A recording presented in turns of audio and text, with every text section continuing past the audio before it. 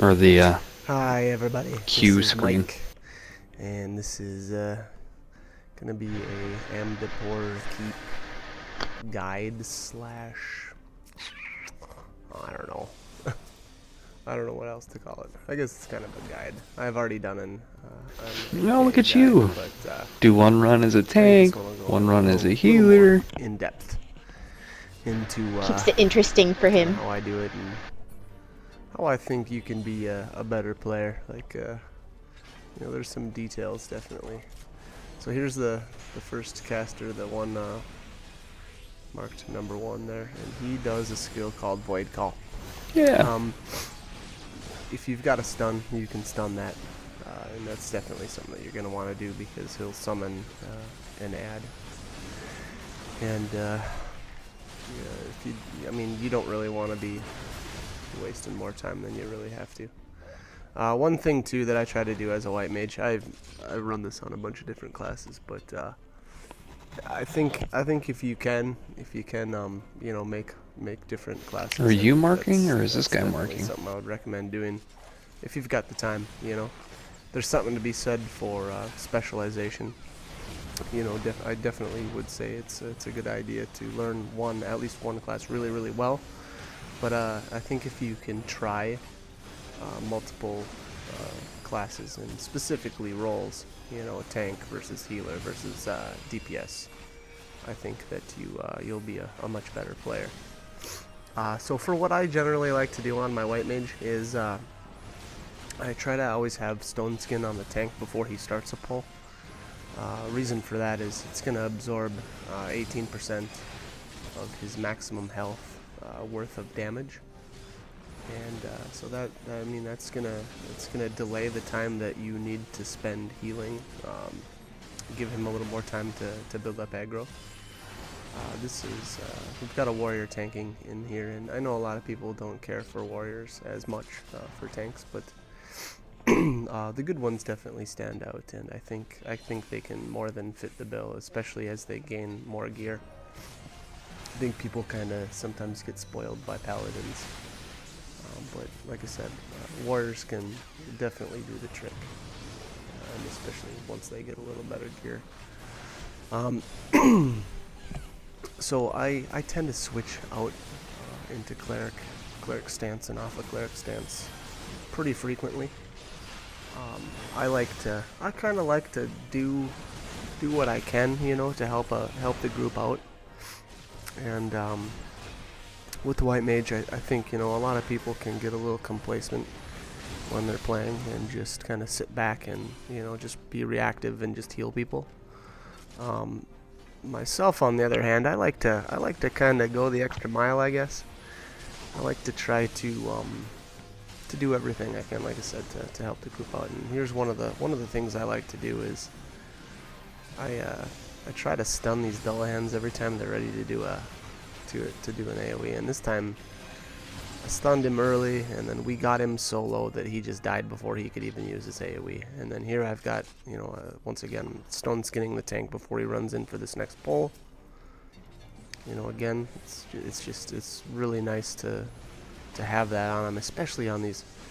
The one thing I will say, the biggest difference between the warrior, I shouldn't say that, let me go back. It's not the biggest difference between the warrior and the paladin, but one of the fundamental differences between a warrior and a paladin is their HP totals, and you can see I stunned that Dullahan right there so that it would stop his AoE. Again, so going back to the warrior, one of the big differences, obviously, the HP total. And the great thing about the white mage and warrior synergy is the fact that by having more HP, your stone skin is actually preventing more damage. Like I said, it prevents 18% of the warrior's health for the initial damage. So, paladins definitely have typically quite a bit less HP. I've seen some of the more geared ones are up to about 6k now. Tab targeting right there for the win. I don't know how many pieces of AF2 gear or whatnot that is for a paladin, but it's definitely, you gotta be really geared to be hitting those kind of numbers in the pally. And this guy, I actually did not look at his gear. That's one of the other recommendations I make when you come into an instance, it's always kind of helpful to know what your tank is wearing, to really kind of judge your capabilities. We kind of, as I was going, I was more or less, getting a feel. I mean, and that's something that goes to be. That's just gonna happen.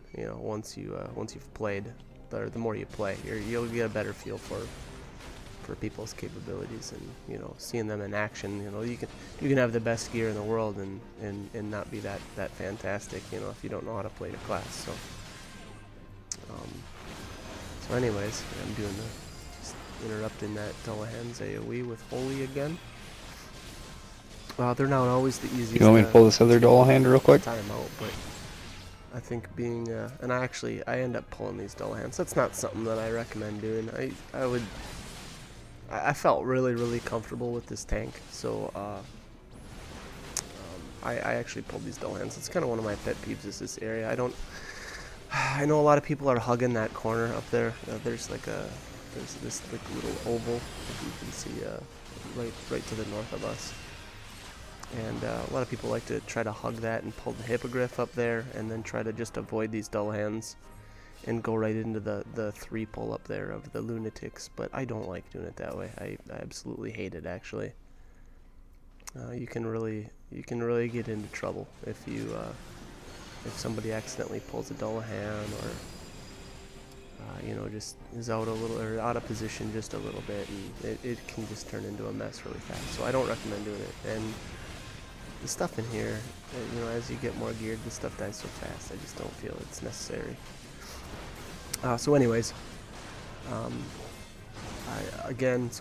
trying to basically do the same thing as we go. I just try to keep Stone Skin on before pulls, and then I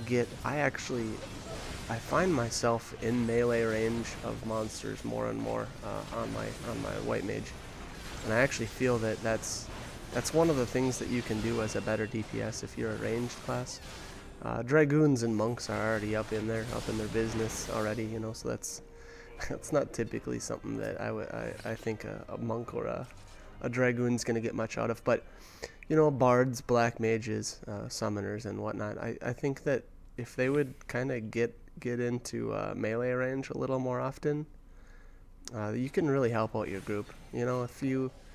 If you're not watching your aggro and you're standing at maximum cast range, and the tank doesn't notice it fast enough, you're not doing yourself any favors by being at maximum cast range. You're just making the tank's job harder. It's gonna be harder for him to pull aggro back off of you. Ideally you're not ever gonna pull aggro at all, but inevitably it is going to happen. So I think that staying within melee range, or at least semi close to your tank, is just a good idea in general. As you run these instances too, you'll get a better feel for what the different monsters' AoEs are like, and what they're gonna do. And for the most part, the stuff you don't need to be a mile away. You don't need to be at max cast range. You just get up in there and make the tank's job a little easier. You don't. I think another common misconception is that you should be kiting mobs and kiting monsters, and you know what? Just gonna limit Brig right by the boss, so bring that thing over there. Instances, monsters don't move as fast, but inside here they are fast. You are not going to be kiting. It's actually more detrimental to move around a lot. You're better off either standing still and having the tank come to you, or walking to the tank. So again, I really feel strongly that people need to get into melee range a little more. I think you really find it helps everybody out. If you get a tank that's pretty laid back, then whatever, you do whatever you want. But being that I've got a warrior too now, and I've kind of done everything, and it gets really annoying when people are constantly pulling aggro. And if you've got really great gear as a tank and aggro isn't as much of a problem, then that's good. But you also got to remember, you know, especially when you're in the duty fight, if you're running with free company too, it's, you know, and this stuff might not apply as much. You know, I think you get used to running with people, and you get a feel for their capabilities and, you know, how they like to play, and it gets a little easier. But, you know, again, so this is actually three of us are in the same team. Good job. Everybody but the tank here. So I think I've got a pretty good feel for how these two play, and I think we work pretty well together. But this tank is really good. He's really fantastic. You don't always get people that are as skilled or as geared. You know, you can go a long way with skill though. You know, you don't have to be the most geared people in the world, but if you can remember some certain things, or, you know, that'll help people out, it makes things a lot easier. I mean, this guy, I've got my relic. Lux is my relic is not +1, by the way. It's pretty easy to tell because it's not glowing, but Lux has got a Garuda staff there, and Lai has I believe that's her relic bow. And you know, for the most part, I actually only have one piece of dark light too, so I'm not as geared as actually a lot of people. I've spent a lot more time and effort on my monk, but every once in a while I like to jump on the healer and run an instance because it's fun. You know, I like to play the healer. It's kind of neat. Again, so you know, we're getting to the spots where the statues start coming to life, and I think this next set actually Lux forgets that the statues come to life, and he runs out in front of the tank, and I think he has aggro for a little bit, but the tank does a great job of picking them right up, you know. So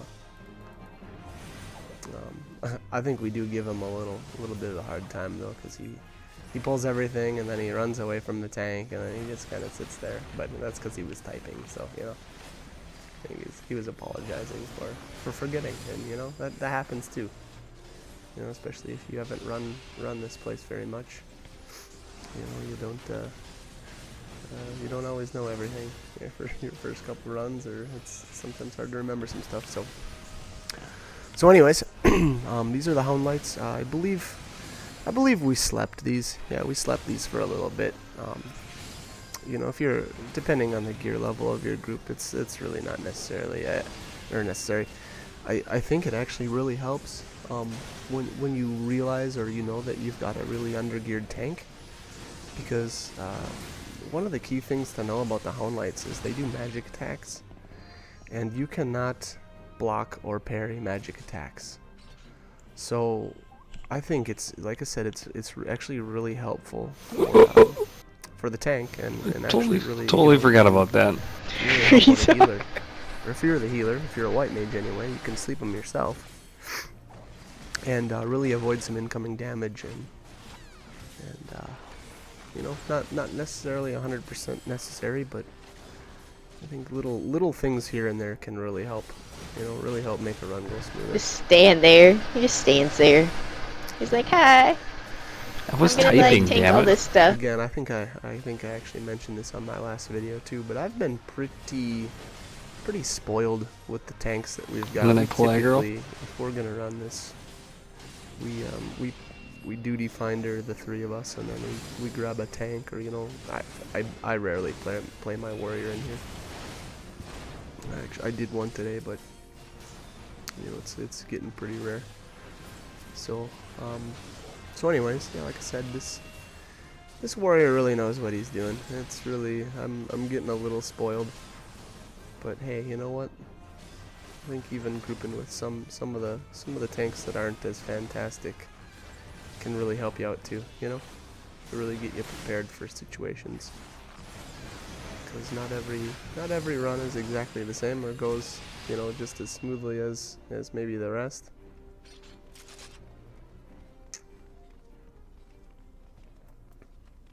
I want my jewelry. Here I Go I get it. swift casted a stone skin because I I got wanted to go I grab got this it. You're chest. healing, and if you pull, And I knew that that guy was going to be just Okay. fine if he pulled without me there.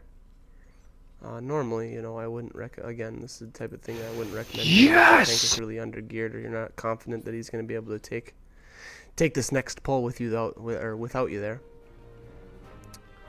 But this guy has no problems whatsoever. So I stone skin, switch into cleric stance, drop a couple of dots here on number 1. I tend to click my dots. I click actually a lot of skills. I click cleric stance and stone skin constantly. I should probably just move those to a hotkey, but I don't know. I'm kind of lazy, I guess. It's kind of fun too. So I noticed, I don't know if I cast some dots on this one earlier or not, but I was getting aggro here and there. It kept switching to me, so I just, like I said, I stood right next to the tank the whole time. You know, no reason not to. That mob doesn't, or that set of group mobs don't do any sort of AoEs, so it didn't matter if I was in AoE range. Honestly, even for these Dullahans, I find actually that almost the best place to be is directly behind them, because even if somebody behind you was to pull aggro and he flipped, you know, if he was looking at you and he started his AoE, you could just walk right through him, you know, to avoid the AoE. Again, I try to stun him. Try to stun him with holy. I think I get almost all of them in this instance. There's a couple of times where I had to actually heal, you know, instead of timing out the holy just right. But I do what I can. I like I abuse swift cast. I love that skill. I think if you're a healer, try running around without it, you know, and then either turn it on if you've already got it, or level yourself up a Thaumaturge to 26 and give it a shot, because I just love it. I love that skill. You know, oh, one thing before I forget, regen. Regen is not a very good skill to be using in here. Ironically, now I had to comment on it because I used it right here. But I figured that it was gonna, when I used it, Oh I yeah, thought I that it see would your time out before the next pull. I see your The important thing to know is that yeah, I see if you where have you're at in regen the on aggro tank list. and he pulls, the periodic heals are going to give you aggro. So there's a possibility that on a pull, the mobs will run right to you. So if you accidentally have regen on your tank, you should really run with him and be basically right at his side, so that he can pick up those adds right away. Because otherwise it could result in the same thing where, you know, you're at max cast range and the tank has to run back to you, you know, to try to pick up aggro again, and it's just not fun for the tank. And it's not going to be fun for you. You know, you're going to be eating most likely three mobs. So, you know, depending on your gear level too, that can really end your day quickly. So, you know, be mindful of when you use it. I don't actually really recommend it much at all. If you find your tank really needs it, you know, that's fine. You know, pop it on him when a pull. You know, I guess in the first couple of seconds of the pull, let him get a little aggro first, and then drop it on him. But for the most part, I try to avoid it. You know, unless unless I'm really being mindful of when I'm putting it on him. So here, the Brontor decided to path over to us, so we ended up picking that up. Which, not the end of the world. It's gonna happen. It's gonna happen to you.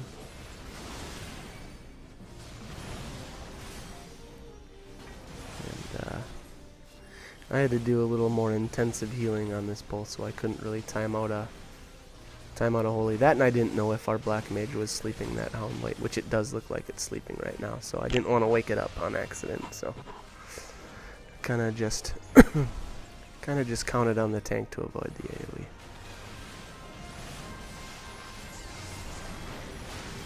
And now here you can see the Hound Light yeah. did aggro me. Only really heard just simply heat one aggro. bitch. So I'm, you know, making sure I'm standing next to the tank, or at least close enough. You know, so he can pick it up right away. Like I said, it helps him, or I should say, it helps out you, or it's gonna help out you as much as it's gonna help out him. So, I think I drop one last heal on him. Put the stone skin on him to get ready for the wall. And a stone skin for myself. Put my cleric stance on, and we're ready to start this guy up. I think he gives me a little bit of time for mana. I don't know if I did a very fantastic job managing my mana, but I mean, I never ran out, but I think there's probably times I could have used Shroud of Saints a little more. But again, you know, it didn't matter too much. I think the wall, and I think this is a good pointer for everybody, is if you watch my positioning, I don't ever try to move too much. You know, you want to line yourself up right next to the purple, or where the Void Ooze is going to be at. Reason being, especially if you're a caster, you know, you're going to be stuck in one spot for a little while, so you want to make sure that you're not interrupting your casts just so that you can move out of the way. So it's like I did right there. I wasn't quite in the right spot, but here I use that, and then I should have moved back right away, but I figured I'd give it a little stone skin.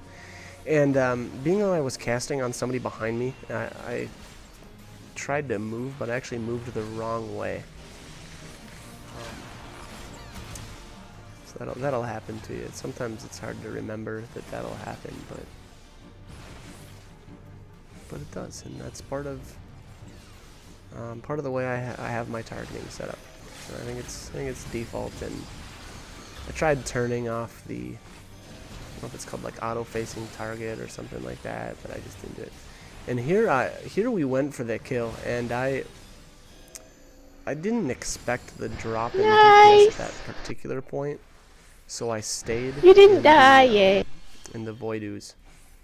So I really could have got myself killed right there, but it timed out just right, and we took the wall down in just enough time. Yeah, again, that wasn't the best decision. I should have just moved. It would have been fine. I wouldn't have taken that big amount of damage, and I ate that slow. You can see that. Shit, I didn't even realize that that did cast time slow too. And that was because the It just slows everything. It really slows you down. That's probably why the first few times when I was doing this, I was having such a hard time getting that cast off. Or tried greeting and then passed anyway. And here we have the third floor. One really important thing. This happened to us tonight. We had when I was on my tank, we actually had a scholar healing us. And at the end, her pet took off and got us wiped because she had her pet on guard, and one of the succubus, she didn't get out of the AoE. Okay, I didn't even see the AoE on the ground. To try to attack the succubus. So yeah, so if you've got a pet class, you know, if you're a summoner or a scholar, put your pet on follow, and you know, maybe just manually command it to attack, because you're really gonna waste your time and, you know, your group's time if you end up wiping them. So, you know, just a little info for you. The more you know.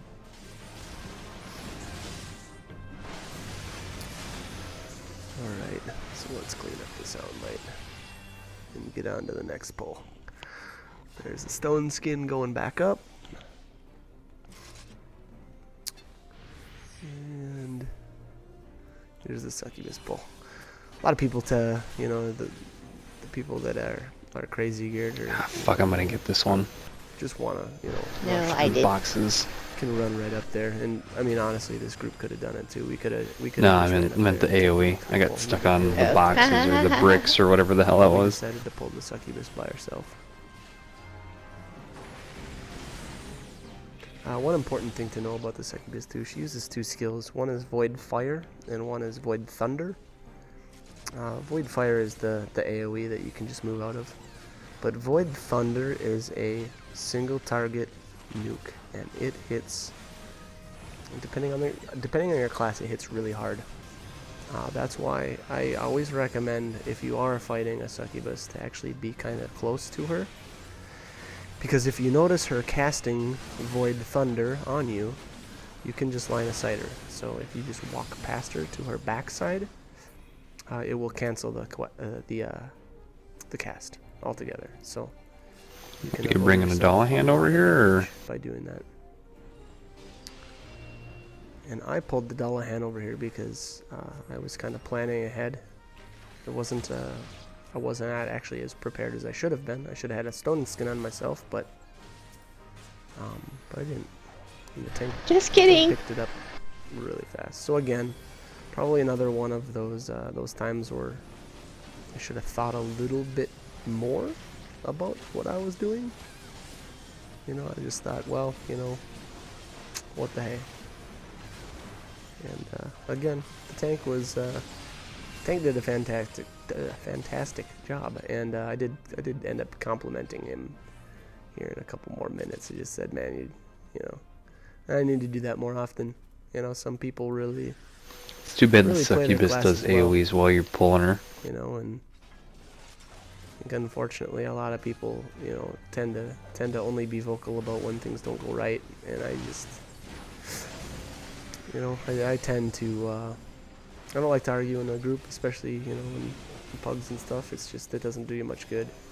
It's not very productive, so I like to try to keep a good attitude. Even though maybe sometimes I complain a little bit about some people in an event I'm in, you know, with my group mates, but you know what, I tend to keep it, I keep it out of chat, you know. Because like I said, it doesn't usually do any good.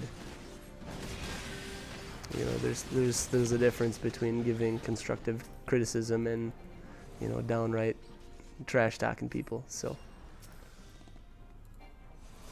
you know, there's, like I said, you know, if you know something that some people don't, there's nothing wrong with giving hints, but You're gonna sleep? you know, it's more about the way you do it. So here I sleep the Hound Light, and I actually mentioned it to our Black Mage in group that I was going to sleep him so he could just go right into DPS. And just trying to hold back my holies here and just concentrate a little. Has more anybody here. figured out how far a Yalm is yet? I think I positioned myself right to not hit that Hound Light. It looks like it. It looks like it's still sleeping back there. I'm no expert on the range on Holy yet. I've got a bit to learn, that's for sure. But I'm trying, you know, doing my best.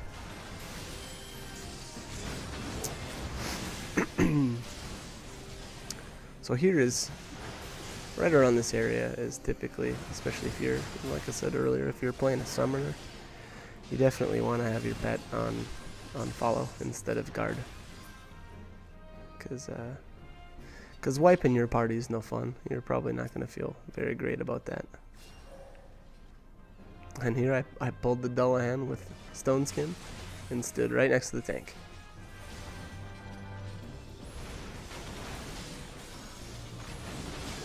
So a little better that time. See how well I time out this Holy. Perfect. Pow. You know, if you're a white mage in here and you just wanna hang back and heal, you know, that's fine. I tend to like to, I get a little bored, maybe it is, I don't know. Or, you know, like I said earlier, maybe I just like to do everything I can to help the group out. And I have fun doing it. I definitely have more fun tossing in a holy here and there, and dotting monsters up a little bit. Depending on the gear level of your tank, that might affect how much extra you can do. If they require you spamming heals, that's DPSing isn't really going to be an option. And there I complimented the tank. I just recognized the skills. Like I said earlier, I need to do that more often, because I think there's some real exceptional players out there. And it's a pleasure to group with them, and I think that there's nothing wrong with the compliment here and there. I think everybody appreciates that. So, all right, we are finally getting to the last leg. Which one does Void Thunder? Succubus. That stone skin on everybody I again. thought that was Void There's- Flare that that's where that bitch did. Stupid. Sleep anything here or not? Yeah, that hurts. It's not looking like it. In all honesty, they didn't. Stupid woman. Yeah, there was the sleep. But like I said, we really didn't need to. We could have probably just AoE'd all this stuff and been fine, but again, one of the things to know about the Hound Lights, and again, this is gonna go more for the tanks that aren't quite as geared. If you're rocking full Dark Light and artifact weapon and artifact shield and stuff, it's probably not. It's gonna be more of a non-issue for you. But if you come in here and you notice that your tank is wearing their AF1,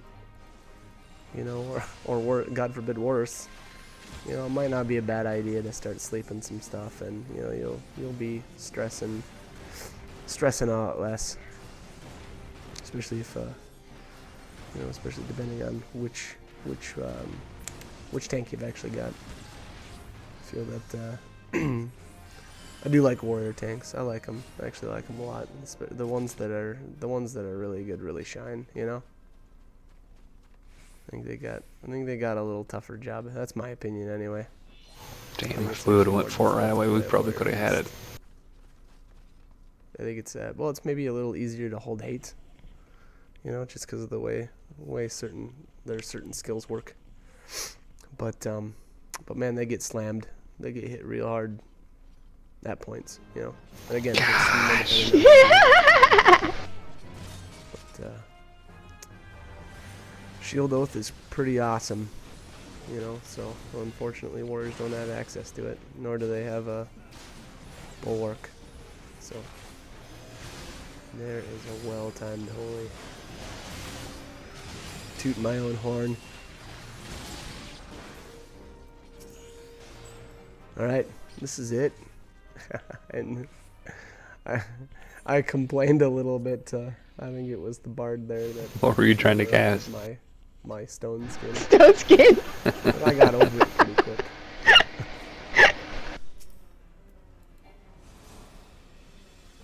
Oh, those cutscenes. Whatever. All right. So here's the final boss. The way you handle this again is going to be real dependent on your tank's skill level as well as their gear.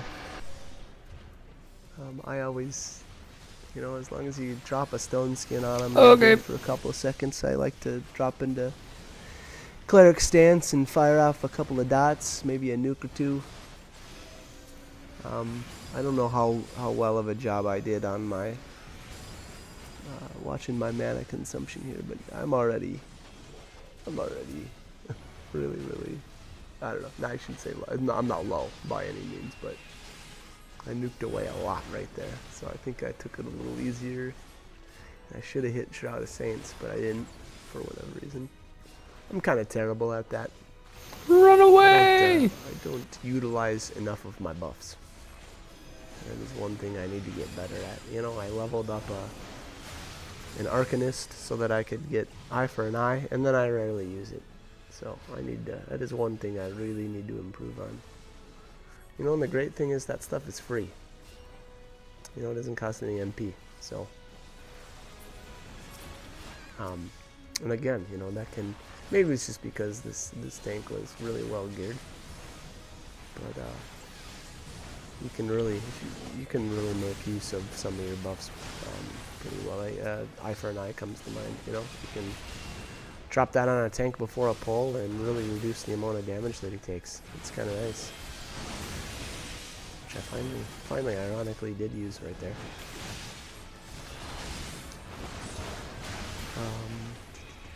Yeah, not too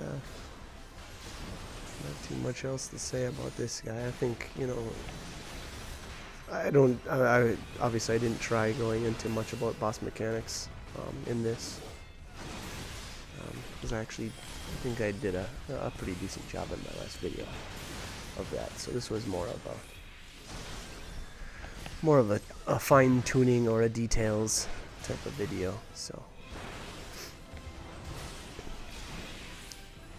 yeah, at this point it's pretty much over. There's not much left.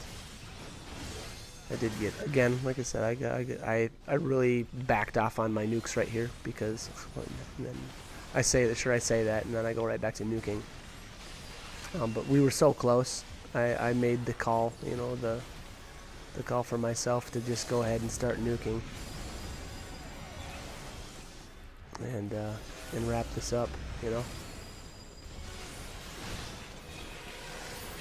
I think I got one. I used one heal there with cleric stance on. It didn't seem to really matter. I don't know if he had convalence on or not. I don't think so. Good job. All right, so that is it. That's the end of the day for AK. Hope this video was helpful. As always, if you'd like to add anything, drop a comment or subscribe. And hopefully we'll see you in the world of Eorza. All right, later.